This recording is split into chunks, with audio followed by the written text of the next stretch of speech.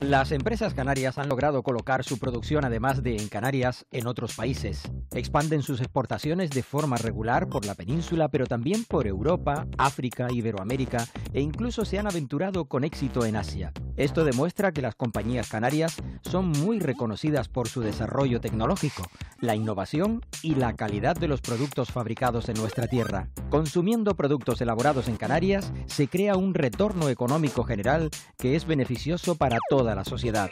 Porque la empresa canaria es el motor de desarrollo y de futuro de las islas, apuesta por lo hecho en Canarias.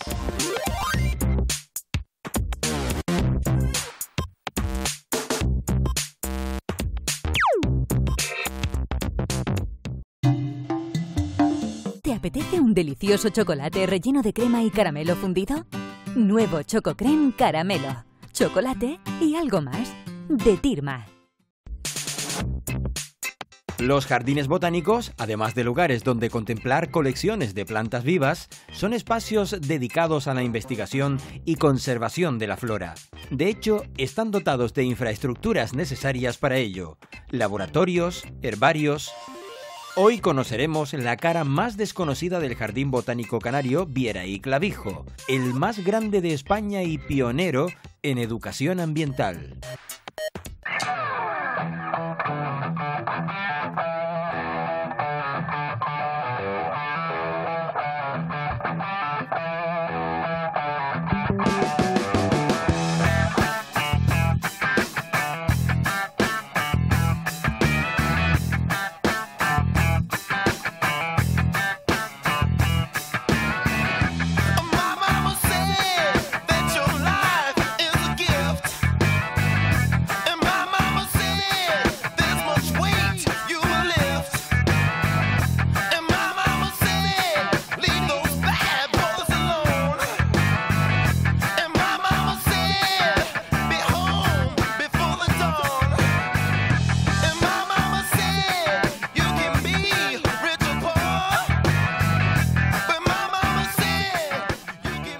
Buenos días, Juli.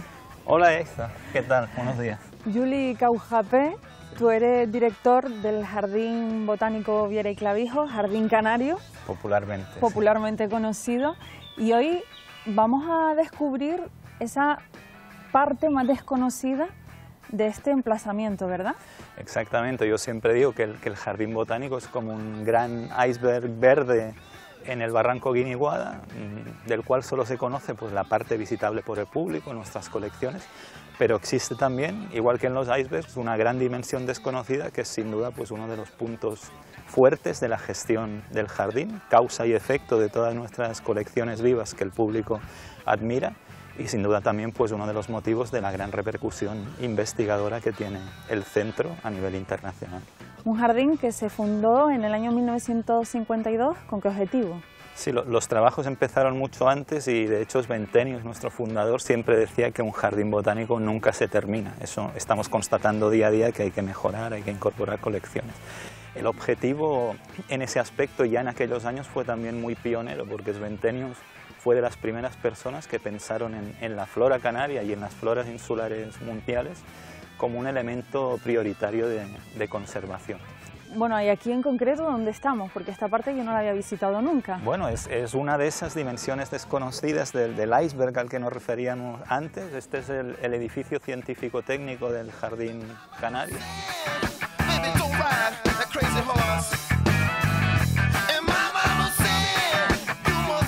Pasa ahí. Y esta sala, aunque no lo parezca actualmente, es una pequeña sala de conferencias donde celebramos conferencias especializadas sobre los temas que afectan a la biodiversidad canaria. Le llamamos el Salón de Islas porque, bueno, como puedes ver, pues están representadas todas las islas del archipiélago canario en 3D. Y bueno, en Gran Canaria concretamente, ¿dónde estamos ahora mismo? Bueno, pues estamos a unos 15 kilómetros al sur-suroeste de la ciudad de Las Palmas de Gran Canaria, aunque nuestro ámbito de actuación pues, se refiere a la flora terrestre de la isla de Gran Canaria, a la flora terrestre de Canarias y también en comparación con las floras de otros archipiélagos macaronésicos y de esa pequeña región en el continente, en el sur de Marruecos, que se denomina el enclave macaronésico continental. Bueno, Yaiza, pues esto es el Centro de Información y Documentación Científica del centro. Bueno, y en esta dimensión desconocida, sí, el primer departamento que vamos a visitar, ¿cuál es? Bueno, el primero yo creo que va a ser Biología Reproductiva y Micromorfología. Buenos días. Buenos días. Doctora, me impone a mí esta mesa. Es que continuamente tenemos que estar comparando las estructuras y las observaciones que hacemos en la flora canaria con las floras de parientes continentales cercanos o lejanos a la flora canaria. Entonces continuamente tenemos que estar recurriendo a bibliografía, a trabajos de revistas, a libros antiguos donde hay descripciones originales. ¿Y cómo se trabaja aquí? Aquí las flores, ¿cómo llegan? Bueno, aquí hay que ir al campo a recoger plantas con sus flores, porque este laboratorio se dedica fundamentalmente al estudio de las flores. Entonces vamos al campo, cogemos lo que es la flor, al campo, quien dice al campo dice al jardín. Cogemos la flor y luego, ¿qué hacemos con ella? Bueno, cuando lleva un proceso largo de estudio, la solemos almacenar, las flores, en congeladores de menos 80 grados centígrados. ¿Menos 80 grados? Menos 80 grados para que queden intactas y conserven su tersura y su color intacto. Pues una vez que están conservadas y les llega su turno, vienen a este laboratorio donde la doctora Febles hace las preparaciones para ser observados los distintos elementos de la flor, por verticilos, por partes, para ser observados en distintos tipos de microscopio y tener distintas imágenes que nos den información del tipo de flor que estamos estudiando. Doctora, estamos viendo un endemismo canario. Sí. ¿Cuál es? Es la leña buena. Es un endemismo de la zona oeste de la isla de Gran Canaria, está en Tenerife y La Gomera también. Es un endemismo que no está en peligro de extinción, pero es un endemismo muy importante porque tiene un sistema reproductivo muy exclusivo y muy raro a nivel mundial. Hemos fotografiado la planta. Marcas los individuos en el campo y vas y le haces fotos en distintos momentos de la floración.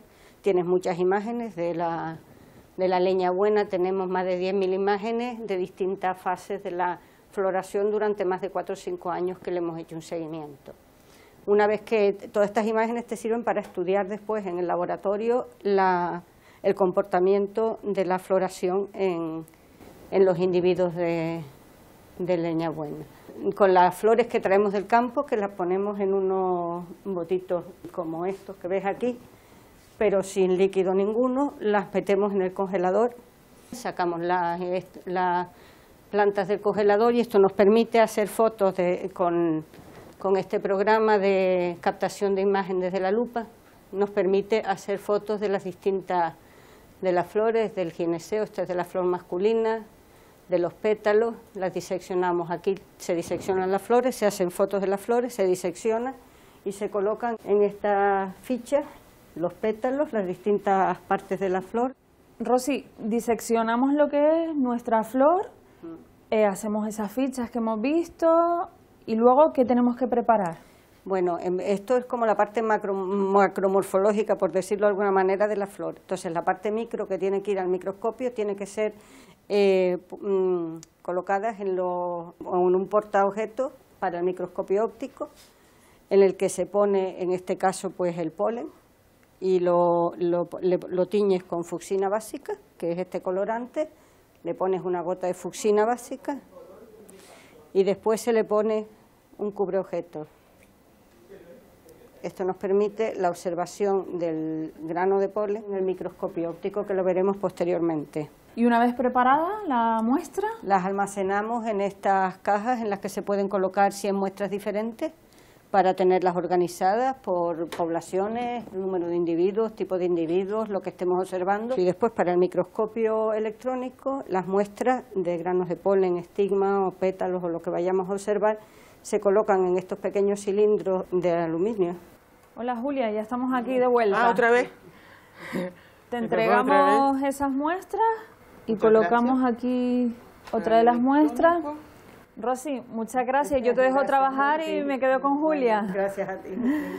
Bueno, vamos a ver imágenes de los granitos de polen que están en la parte masculina de la flor al microscopio óptico y al microscopio electrónico para que se vea la diferencia de lo que podemos ver y podemos saber de las plantas. ¿Este es el microscopio óptico? Este es el microscopio óptico.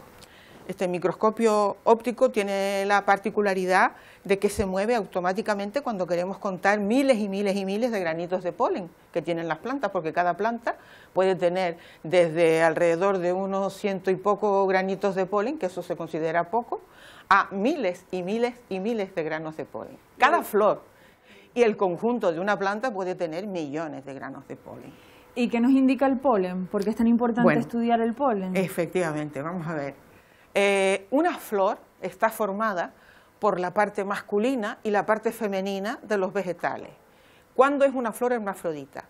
Pero hay flores que son solamente masculinas y solo van a tener anteras y granitos de polen. Y otras flores van a ser exclusivamente femeninas y van a tener solo pistilos y óvulos, ¿no? Entonces, el tema está en que si están en individuos diferentes, como en los animales, el elemento masculino tiene que fecundar al elemento femenino para que haya descendencia. Entonces, uno de los problemas que tienen las plantas, porque no se pueden mover, no tienen pies, como los animales, es que a veces fecundar el elemento masculino al femenino es un poco problemático. Y tienen que pedir ayuda a los polinizadores o insectos que hacen que vayan y depositen, que se fundan los elementos para poder producir descendencia en forma de semilla primero. Pero al mismo tiempo, las plantas, teniendo los dos elementos saludables, digamos, femeninos y masculinos, para poder formar semillas, resulta que no pueden hacerlo. ¿Por qué? Porque las plantas tienen unos sistemas de reproducción muy imaginativos y mucho más complejos que los de los animales y el hombre. O sea, la fiesta de drag sería espléndida en las plantas, llegaría al máximo esplendor. Un ejemplo lo podemos ver ya en la siempreviva gigante. La siempreviva gigante de La Gomera, ¿no? De La Gomera. Que está en peligro de extinción. Está en peligro gravísimo de extinción. Por todo patrimonio tiene 30 plantas en las localidades naturales. Luego en jardines botánicos como estos, hay unas cuantas más. Ahí pueden haber entre los centros de cultivo de La Gomera y aquí pueden haber hasta 500 individuos por ahí. Hemos descubierto que esta forma compleja de tipos de individuos diferentes en las plantas, la parte femenina de la flor en la siempreviva gigante de La Gomera, pueden tener flores con este tipo de estigmas, y un tipo particular de polen que tiene como una malla muy estrechita, que la veremos ahora mismo en el microscopio electrónico también. ¿Por qué necesitamos imágenes del microscopio óptico y del electrónico? ¿Por qué no nos quedamos con un solo microscopio y no nos complicamos tanto? Pues porque este microscopio, al ser de luz, nos da imágenes por transparencia y nos dicen que efectivamente las células tienen líquido dentro, en su interior, los granitos de polen, ¿ven? Y son capaces de germinar, al tiempo que nos produce imágenes también de granos de polen germinando cuando les ponemos una gotita de glucosa, de agua con glucosa, con azúcar. Sabemos y tenemos pruebas en el microscopio óptico que los granos de polen son viables, tienen unos gametos masculinos fértiles. En este microscopio electrónico tienen que llegar las muestras sin una gota de humedad. Por eso normalmente ya no sirven las muestras que hemos almacenado en el ultracongelador de -80 y las almacenamos en sobres de celulosa que han pasado previamente unos cuantos días en una estufa. Aquí hay muestras de flores. De flores secas. Luego van a ser preparadas en estos portamuestras de aluminio. Lo que nos enseñaba la compañera. Exactamente, que se recubren de una fina capa de oro para que sean atractivas a los electrones, que son negativos, el oro es positivo, y así poder tener estas imágenes del exterior de los granitos de polen y de otras partes de la planta, pero a muchos mayores aumentos que nos permiten ver muchas más cosas. Y en este caso, ¿el proceso reproductivo de la siempreviva gigante de La Gomera es posible? Es posible y lo hemos comprobado aquí en el jardín, con cruces artificiales que hemos hecho, ha hecho una de las doctoras colaboradoras con nosotros, ha hecho de abejita maya y ha llevado el polen de una planta a otra planta, de una planta que tiene esos granitos de polen y esos estigmas especiales a la otra que tienen el otro tipo de estigmas y de polen. Y ha producido cruces fértiles en la planta y hemos comprobado que individuos que no formaban ningún tipo de semilla cuando se le hacía este tipo de polinización cruzada, producen semillas cuando se ha verificado este tipo de polinización cruzada entre individuos diferentes. Entonces nos vamos de este departamento con una buena noticia. Sí, que en los jardines botánicos el poder hacer cruces artificiales nos puede dar pautas de recuperación de especies que estén en peligro y que necesiten de la detección de estos tipos de individuos para poder favorecer los cruces fértiles.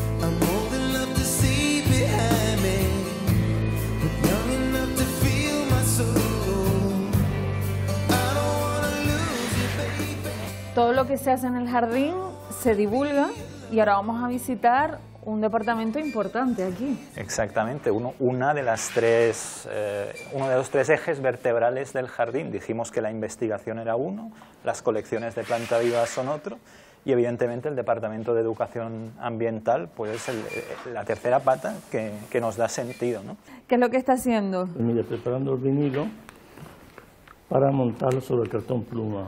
Un vinilo que ha sido diseñado aquí. En el jardín, tanto el diseño como la impresión del plote.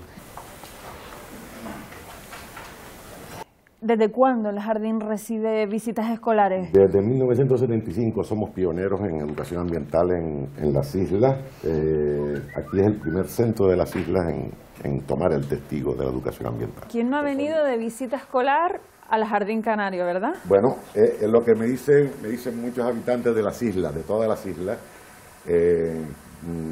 cuando le pregunto, ¿conoces el Jardín Botánico Viera y Clavijo? Dice, sí, cuando estaba en el colegio. Un día tengo que ir. Esa es la respuesta de todos ellos. Un día tengo que ir. A ver, ese va a ser nuestro lema, un día tienes que venir, ¿no? Retomar esa visita, claro, ¿verdad? Esa visita. ¿O fue tan buena que ya se han olvidado de volver? Lo tienen. Este es los primeros folletos que se hicieron en los años 75. Y todos estos cuadernos de actividades están ilustrados por un dibujante. Sí. Ahora le presento yo a uno de nuestros especialistas. ¿Usted es el encargado de ilustrar todos esos folletos y estos paneles que hemos visto? Bueno, esos estaban antes de yo empezar a ilustrar, pero ese es el tema, la línea de ilustrar y crear cosas. ¿La inspiración suya también? En parte sí, pero la verdad es que trabajamos en equipo y entonces cuando se elabora un diseño o una idea, pues tenemos reuniones y llegamos a conclusiones y la labor mía, pues más la línea de dibujar. Armando, ¿y en qué están trabajando ahora? Ahora mismo estoy haciendo unos cómics para explicar la historia del jardín. El primer cómic que se va a hacer es aquel que se va a llamar La Fuente de los Sabios y una forma de iniciar en un punto concreto del jardín lo que pasó en los inicios de su creación y sucesivamente hasta ahora.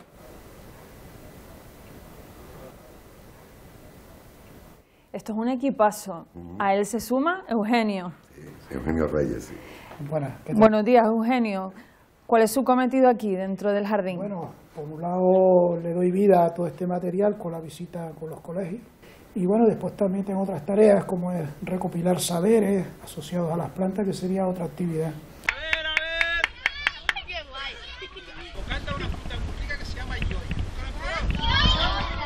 Aquí estamos especializados en estudiar diferentes regiones de la molécula de ADN. No estudiamos el ADN en su conjunto porque sería inviable. El ADN contiene muchísima información. Y en este departamento desempeñan su labor distintos perfiles, ¿no? Sí, perfiles muy diferentes, pero todos aportan pues, su granito de arena a este gran objetivo nuestro, ¿no? Aquí, por ejemplo, tenemos a la doctora Angela Dettori. Eres italiana, de Cerdeña. Sí. ¿Y qué haces aquí? He venido aquí, bueno, yo trabajo en la Universidad de Cagliari, en Cerdeña, y he venido aquí para llevar a cabo un trabajo de comparación de la diversidad genética entre los endemismos de las islas mediterráneas y de las Islas Canarias.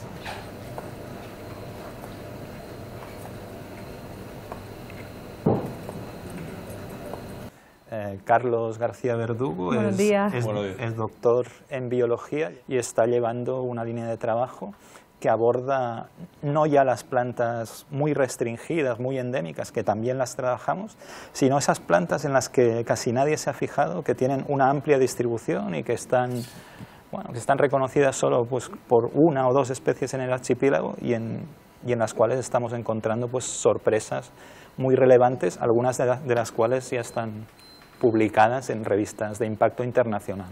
Carlos, y ahora mismo te vemos con una gráfica anotando datos. ¿Qué es lo que estás haciendo? Pues aquí Pedro y yo estamos cuantificando el ADN que, como creo que os comentaban anteriormente, se ha extraído, ¿no?, en anteriores etapas, ¿no?, del proceso de generación de datos. Entonces esta es una parte muy importante porque conseguir y valorar qué ADN hemos podido extraer va a permitir luego desarrollar otro tipo de datos, la lectura del ADN, a través de las técnicas de PCR.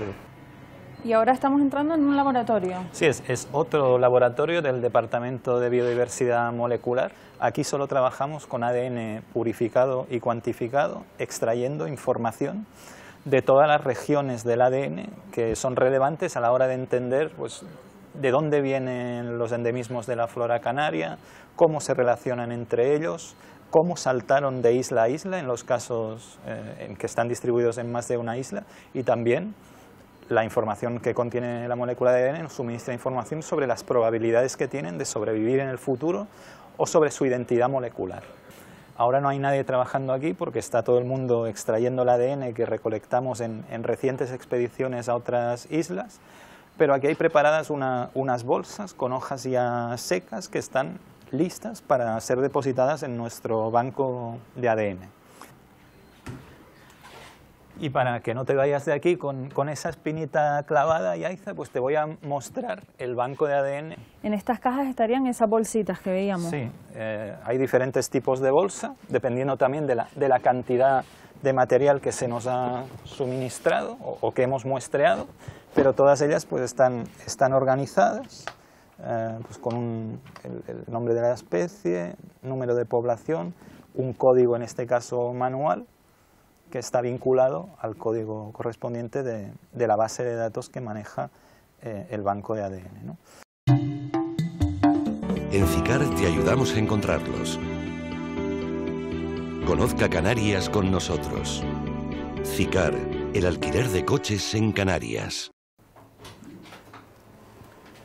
Esta es la primera parada, ya que aquí es donde desarrollamos los primeros procedimientos destinados a secar la hoja. Aquí tenemos todavía restos de muestras de cañaheja de Tenerife, y una vez están limpias y desbrozadas de cualquier otro resto de plantas, lo que se hace es ponerlas en esta estufa de secado durante pues, normalmente toda una noche, aunque el tiempo de estufa depende de si la hoja es muy suculenta o no, es decir, si tiene mucho contenido de agua o no. Y una vez han cumplido ese periodo en la estufa, ya pasan al laboratorio de biodiversidad molecular, donde las hemos visto. ¿Entramos en uno de los edificios herbarios más modernos de España? Pues sí, ciertamente, y uno de los más activos, gracias a la capacidad de nuestro curator y de la técnica que le ayuda en su cometido. Bueno, ¿y qué es un herbario?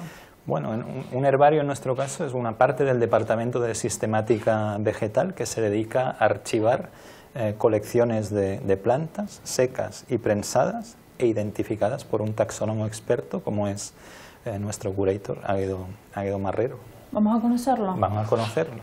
Águedo, para quien no lo sepa, esta es una parte de la botánica, ¿no? Trabajar aquí en un herbario. Una parte de la botánica que estudia sobre las plantas, fundamentalmente la taxonomía, es decir, la determinación y la localización de caracteres diagnósticos de las plantas que nos permiten separarlo como especies distintas, como subespecies distintas, como taxones diferentes. Y a mí me llama la atención porque en estos tiempos que corren, que todo lo convertimos en 3D, aquí no, aquí en 2D. Lo contrario. Justo es así, porque para el estudio posterior que hacemos normalmente luego en lupas, por ejemplo, o a nivel de fotografía, no pierde, el tenerlo en 2D no pierde para nada los caracteres diagnósticos de las plantas. Y además nos permite conservarlo de una forma mucho que nos ocupe menos espacio.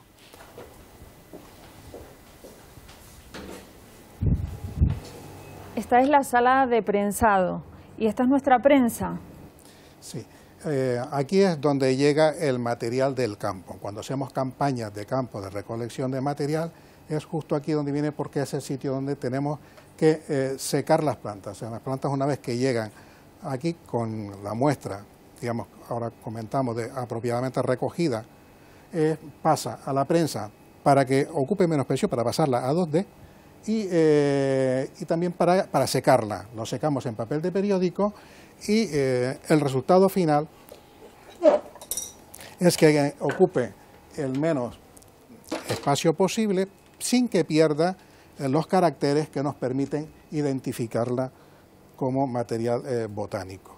Normalmente cuando se recoge un material para herbario debe tener al menos flor, fruto y ramas vegetativas. Siempre todas las plantas que llegan de campo tienen que venir con una etiqueta que lo que primero que recogemos es el lugar donde se ha sido recogido, en este caso es el barranco de Arguineguín, y le ponemos la georreferencia. Ya esta planta ya la podíamos identificar fácilmente y ya tiene su nombre en el Pou de Pausi, que luego ya pasará a una etiqueta definitiva, como es el caso con otro material, donde ya tenemos una etiqueta bien conformada, montaña Jordán, etcétera, etcétera, la altitud, 440 metros, y luego observaciones, una potencial del Monteverde con eucaliptales de ladera, etcétera, etcétera, más la coordenada, la georreferencia, fecha de recolección, fecha de determinación y quién es el recolector que ha hecho la recolección. Y ya esta planta tiene ya número de entrada en el herbario.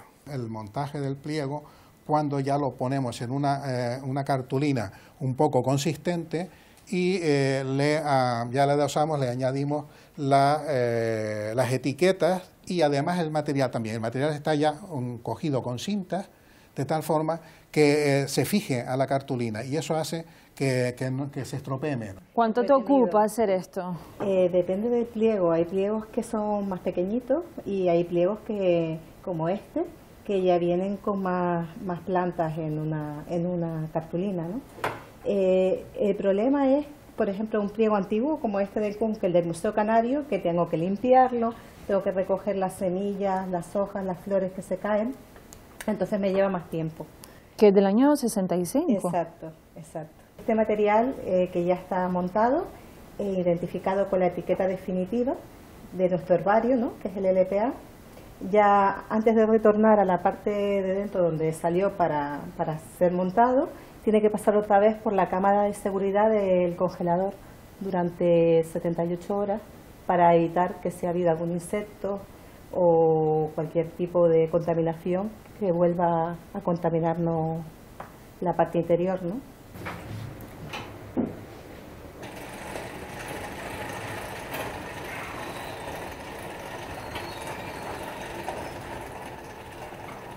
Y este ya es el herbario, la clasificación, ¿no? Sí, aquí ya donde está el material ordenado alfabéticamente, por grupos sistemáticos y luego por familias, géneros y especies.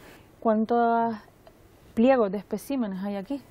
Bueno, ahora mismo estimamos que podamos tener en torno a unos 60.000 pliegos en conjunto, en total. Metidos dentro del herbario estamos rondando los 35.000. Cada color identifica una región también. Porque lo que intentamos desde el punto de vista nuestro de macaronésico es diferenciar lo que es macaronésico de lo que no lo es. Lo macaronésico lo que tiene las carpetas amarillas con pestañas correspondientes a cada archipiélago, pero luego los otros colores como el verde sería el mediterráneo, el calabaza sería africano o el malva que sería asiático, y si hubiera azul, que no tenemos mucho, pero también tenemos algo de América. Y luego tenemos unas carpetas, que las carpetas rojas, que es lo que tenemos como el material de excelencia. Es material de excelencia porque en las carpetas rojas lo que recogemos es el material tipo que sirvió de base cuando se hace una publicación por primera vez en la ciencia. Uno de esos a los que me refiero, porque se trata de la Crambe tamadabensis. Le dimos el nombre de Tamadaba, pero no es exclusiva de allí, también está en otros entornos. Y es el material, por ejemplo, este es el material holotipo de esa nueva especie de Crambe que se describió en torno al año 1999. Bueno, hemos conocido el herbario y ahora nos vamos a dirigir al banco de semillas. Exactamente. Porque es importante conservar las semillas, claro. Bueno, es tal vez de las cosas más importantes que hacemos porque esas semillas sirven para reforzar o reintroducir poblaciones de plantas que están en peligro o que pueden estarlo. ¿Y en este banco de semillas cuántas personas trabajan? Bueno, trabajan 2 personas en plantilla y luego pues hay otras personas que colaboran a través de programas de prácticas o contratadas o subcontratadas por los proyectos de investigación que el banco u otros departamentos del centro lideran o en los que participan. Alicia, antes de comenzar a explicarnos qué es lo que está haciendo, vamos a decir qué es exactamente un banco de semillas, aunque Julie ya casi que nos ha avanzado algo. Bueno, un banco de semillas es una colección de material vivo en forma de semillas que se conserva para mantener la viabilidad periodos de tiempo muy largos. Se habla de décadas e incluso cientos de años. Normalmente una semilla puede vivir unos cuantos meses, unos cuantos años, 10, 20 años. Algunas semillas, como las de las leguminosas, que tienen una cubierta muy dura, pueden vivir mucho más tiempo. Ahora, si nosotros esas semillas le bajamos la humedad hasta un nivel de un 5 o un 7% y luego las congelamos, entonces podemos alargar la vida casi indefinidamente. ¿Qué es lo que se hace aquí? ¿Qué es lo que se hace en los bancos de semillas? Los bancos de semillas es una forma de conservar las especies fuera del medio natural. ¿Cómo empieza todo? Porque hay un trabajo de campo que es recolectar lo que es la semilla, ¿no? Se comienza con la recolección de las semillas. Entonces, lo primero que tenemos que hacer es tener los permisos de las instituciones competentes. Y luego ya, una vez en el campo, tenemos que conocer más o menos el periodo de la fructificación para no perder el viaje y encontrarlas en el momento adecuado, que es el momento de la madurez. Luego, las semillas se recogen en bolsas de papel. No vas buscando una planta determinada, sino que las recoges al azar, haces un muestreo al azar y recoges entre 50 y 100 plantas si la población es muy grande. Si la población es muy pequeña, porque la especie está amenazada y no tiene sino 5, 10, 20 plantas, entonces recoges cada planta por separado en una bolsa. ¿Y este proceso se hace de forma totalmente manual? Sí, en los bancos de semillas de especies silvestres, que es lo que es el banco de semillas del Jardín Botánico Viera y Clavijo, se hace de forma manual. Por ejemplo, utilizamos los cernidores, o sea, y vamos con la mano, pues vamos apretando las semillas con mucho cuidado para no dañarlas, y luego vamos separando primero las partes más grandes, las vamos eliminando con la mano, y luego vamos separando partes de las semillas y nos va quedando pues las partes más pequeñas. ¿Y a Nereida ahí que la vemos trabajar con unas pinzas? Pues Nereida, por ejemplo, está limpiando unas semillas de drago. Entonces, estas semillas son semillas carnosas. Entonces, normalmente en estas semillas lo que hacen es se dejan secar primero y luego, pues apretando, sale ya la semilla. ¿Cómo sabemos que tenemos las semillas totalmente limpias? Pues entonces nosotros utilizamos una lupa y vamos observando que tenemos lo que tenemos son semillas. ¿Cuánto tiempo tardamos más o menos en limpiar las semillas? Depende, ¿no? Depende. Por ahí, a veces tenemos una cantidad de semillas, como son las de las margaritas, que tenemos que separar muchos restos de las flores, y con la cantidad de semillas que traigamos podemos estar igual 2 días enteros, 2 jornadas de trabajo limpiando semillas. Bueno, es un trabajo entretenido. Es un trabajo entretenido, es un trabajo muy manual y muy entretenido. Y aquí vemos a Nereida pesando. Sí. Una vez que la semilla está limpia, nosotros debemos conocer qué cantidad de semillas tenemos. ¿Por qué es importante eso? Es importante porque nosotros tenemos que saber de cuántas semillas disponemos para las peticiones de semillas que nos hagan, para producir plantas, para los planes de recuperación, por ejemplo, para solicitudes que nos hacen, para cualquier trabajo de investigación que se haga en el jardín, porque en un espacio reducido, por ejemplo, aquí, que nosotros ya hemos pesado, sabemos que hay más de 7.000 semillas. Bueno, pues en un espacio que puede ser, en un bote, como sería ese bote de semillas, nosotros podemos guardar esas 7.000 semillas. Y en el campo no, claro. Y en el campo no, en las colecciones de plantas en el jardín, tener 7.000 plantas, pues ocuparían mucho espacio, mucha mano de obra para mantenimiento. Además, por ejemplo, están sometidos a plagas, cualquier inclemencia del tiempo podría matarlas. ¿Este lugar? Este lugar es la cámara de secado, que está a 15 grados de temperatura y a un 15% de humedad. ¿Es necesario que nuestras semillas pasen por esta cámara? Sí, el material cuando viene del campo se pone en esta cámara para que vaya perdiendo humedad lentamente. Entonces hay un equilibrio entre el 15% de humedad que hay en el ambiente y la humedad que traiga la semilla. Y una vez limpias las semillas, también se almacenan aquí. Una vez limpias las semillas, se guardan aquí un periodo de tiempo que pueden ser 15, 20 días, dependiendo de la semilla, y aquí ya empieza a bajar la humedad. Ahora lo que estamos viendo es la preparación para hacer pruebas de germinación o pruebas de viabilidad. Eso nos permite ver que el embrión que está dentro de la semilla sale de la fase de letargo y en su momento producirá una nueva planta. Lo único que hace falta es un medio de cultivo, que en este caso estamos utilizando agar, y luego un poquito de agua para que la semilla tenga la humedad suficiente. Esto, para que todos lo entendamos, sería como si plantáramos en tierra lo que es nuestra semilla. Es lo mismo, nosotros podemos coger esta semilla y ponerla directamente en tierra, o bien si nosotros en los laboratorios queremos conocer exactamente en qué condiciones germina una semilla de temperatura y de luminosidad, entonces se hacen estas pruebas. Como ven, las semillas tienen que estar colocadas, que no se peguen unas con otras, están ordenaditas, y luego ya veremos en las cámaras donde se llevan. ¿Acompañamos a Nereida a dónde? A las salas donde están las germinadoras, que son unas cámaras donde se puede controlar la temperatura y la luminosidad. Entonces nosotros podremos saber exactamente a qué temperatura germinan las semillas, porque no todas las semillas germinan a la misma temperatura. Y ahí diariamente se les hace un control. Y se les hace un control, primero se observan las semillas diariamente y luego se van haciendo pues cada segundo día, cada tercer día. ¿Ves? Ahí nosotros ya vemos que se ha roto la cubierta de la semilla y ya está saliendo la radícula.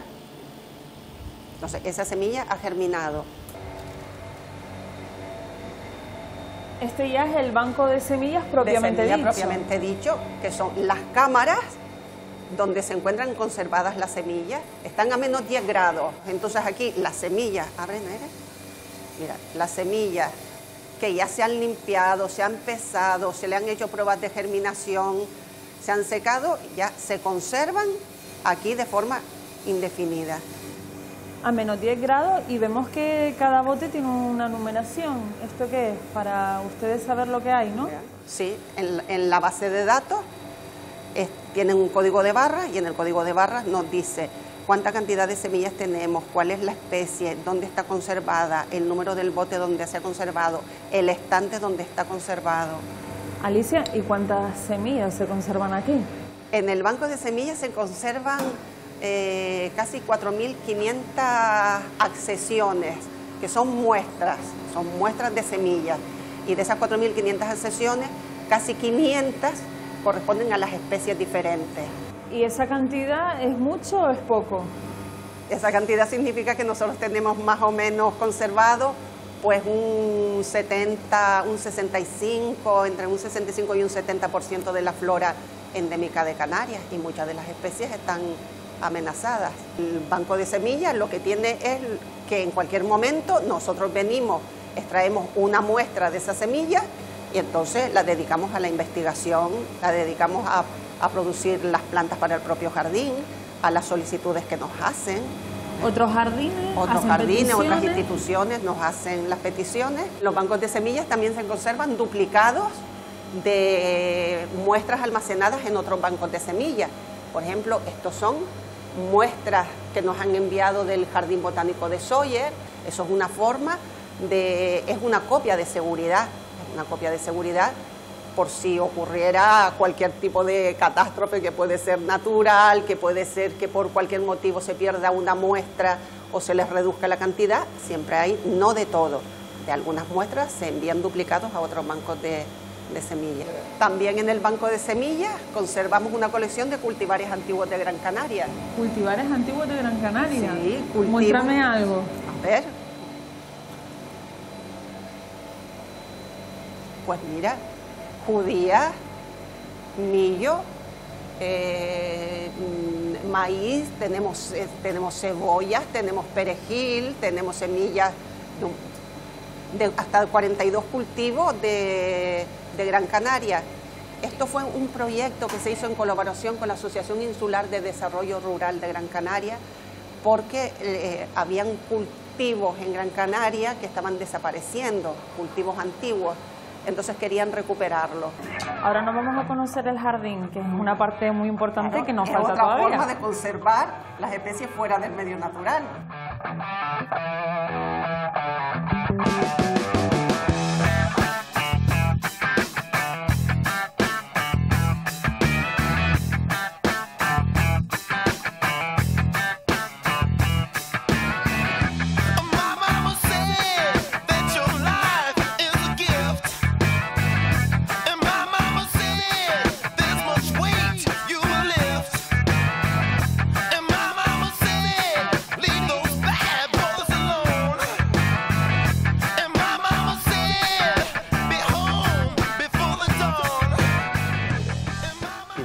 Hola.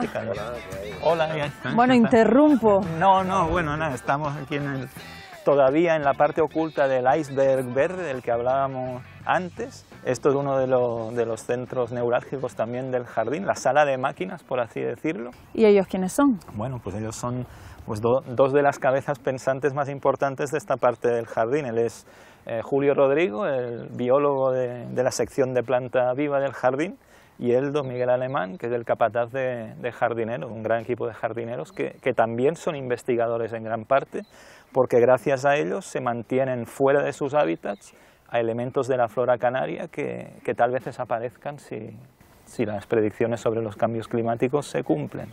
Julio, ¿cómo es un día normal aquí? Pues cuando los días no están lluviosos como ahora que estamos en invierno, pues el riego es una parte fundamental. La eliminación de hierbas que crecen en las macetas, en la época adecuada la siembra de las especies que queremos reproducir aquí dentro. Miguel, su trabajo aquí es fundamental porque dirige además a un gran equipo. ¿De cuántas personas? 24 personas. ¿Que se mueven por un entorno de cuántos metros cuadrados? 18 hectáreas cultivadas y en total son 24. Pero hay que limpiar, atenderlo, o sea que las 24 pues lo vamos turnando y a donde más se necesite de hierbar o quitar árboles, pues ahí estamos. Bueno, y los cuidados son diferentes dependiendo de la época del año, la estación en la que estemos. Hay plantas que entran en parada vegetativa, que llevan menos riego, hay otras que es como la lauricilva, que los riegos son constantes, y después hay otras que ya son de zona de costa también, que necesitan muy poco agua. Bueno, Julio, ¿y cómo conseguimos que esas plantas que no están en su hábitat natural crezcan aquí en el jardín? Bueno, como habrás visto, el jardín tiene bastantes microclimas. Tenemos la ladera con diversas orientaciones, tenemos la zona baja y se le sitúa más o menos respetando un poco lo que es su ambiente natural, se le busca. Es verdad que hay especies que aquí no podemos reproducir porque no se dan. Por ejemplo, las de la alta montaña de Tenerife son plantas que aquí no se dan, porque requieren otras condiciones ecológicas que no las podemos reproducir aquí. ¿Podríamos decir que hoy es un día tranquilo aquí, en el jardín? Sí, por lo que se ve, sí, aunque hemos tenido bastantes visitas escolares y se esperan también visitas de numerosos turistas. El jardín, entre sus muchas transversalidades, es también un elemento muy importante para la estrategia turística de la ciudad de Las Palmas de Gran Canaria y de la isla de Gran Canaria, ¿no? Y este es un ejemplar muy especial. Pues sí, Aiza, déjame que te presente a uno de los ejemplares del drago endémico de Gran Canaria, que descubrió precisamente un equipo liderado por el curador de nuestro herbario, al que conociste antes. Y es especial porque bueno, es un ejemplar de un porte pues, bastante peculiar, aunque bello. Vamos a acercarnos al drago de Gran Canaria, vamos a tener este privilegio. Desde luego. Un ejemplar que me imagino que le atacan las plagas, claro. Sí, en verdad que sí, hay que estar constantemente echándole un vistazo porque son diversas plagas, que es uno de los problemas que tenemos aquí. Y claro, la cochinilla, la pona, serpeta, pues eso hay que hacer un seguimiento porque si esa enfermedad deja que se apodere del ser vivo, entonces pues podemos tener problemas. ¿Y ahora cómo estás? Ahora está en buenas condiciones. Julio, estamos ante un ejemplar único. Un ejemplar, sí. ¿Crecerá más? Sí, claro. Como cualquier otro drago que ya conocemos en jardinería, que es el de Tenerife, el Dragaena draco. Este crecerá igual. Lo que pasa es que es un drago de zonas más secas que el de Tenerife. El Tenerife normalmente crece en zonas de norte, con más humedad, y este es de sur. Como en cualquier industria, aquí también hay un jefe de mantenimiento, ¿no? Por supuesto, y estamos precisamente en la sala de máquinas propiamente dichas. Aquí se controla el riego, por ejemplo. Sí, esta es la sala dedicada al riego. Y José Manuel, que está allí revisando el sistema, es el jefe de mantenimiento. Antes le preguntábamos a Miguel cuánta agua se destinaba a diario. ¿Usted sí nos lo podría precisar? Sí. Bueno, es bastante variable, según el tipo de riego que esté regando ese día, pero está sobre los 220, hasta 280 metros cúbicos diarios. Hola otra vez, chicos. Hola, buenas. Bueno, ¿qué están haciendo exactamente aquí? Pues mira, aquí te comentamos ya cuando estamos arriba en el laboratorio, que estamos complementando los estudios que hacemos en el laboratorio moleculares con estudios de jardín común que llamamos, ¿no? Aquí lo que pretendemos ver es si las diferencias que hay, que observamos en el campo entre islas, en poblaciones de especies que están distribuidas en todo el archipiélago canario, se reflejan en condiciones comunes, que nos daría una idea de si esas diferencias son genéticas o no. Entonces aquí hemos traído ejemplares, semillas de todas las islas de Canarias y algunas del Mediterráneo y de Cabo Verde, y las hemos crecido todas bajo las mismas condiciones. Entonces, después de un par de años, ahora estamos midiendo una serie de variables de la fisiología de las plantas, de su morfología, y las comparamos siempre eso, teniendo en cuenta que se han desarrollado bajo este mismo ambiente.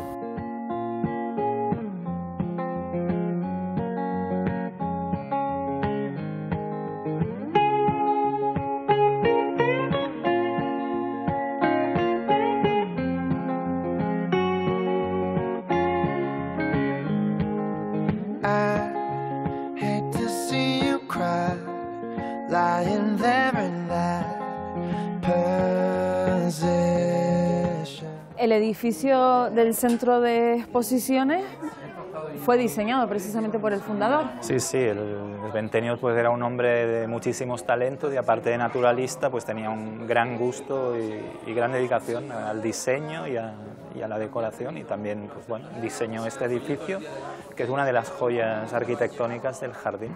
Bueno, aquí nos encontramos con unos conocidos. Sí, estuvimos que antes. Están acompañados hoy. Buenos días. Hola, buenos días. Me llamo Nicolás Velázquez. Soy la persona que me han encargado para atender este puesto y recibir a los visitantes. Bueno, hoy hemos hablado de naturaleza y nos ha encantado visitar y conocer más en profundidad el gran trabajo que se hace aquí en el Jardín Botánico de Gran Canaria, Viera y Clavijo. Ha sido un placer. Bueno, el placer por supuesto ha sido nuestro y de hecho pues tanto yo como el resto del gran equipo del jardín estamos encantados de haber podido mostrar, aunque sea brevemente, este gran iceberg verde que está enclavado en el barranco Guiniguada, con sus dimensiones conocidas de colecciones de planta viva, pero también con sus grandes e internacionalmente valoradas dimensiones desconocidas de investigación, educación ambiental y transmisión de mensajes de sostenibilidad y medio ambiente.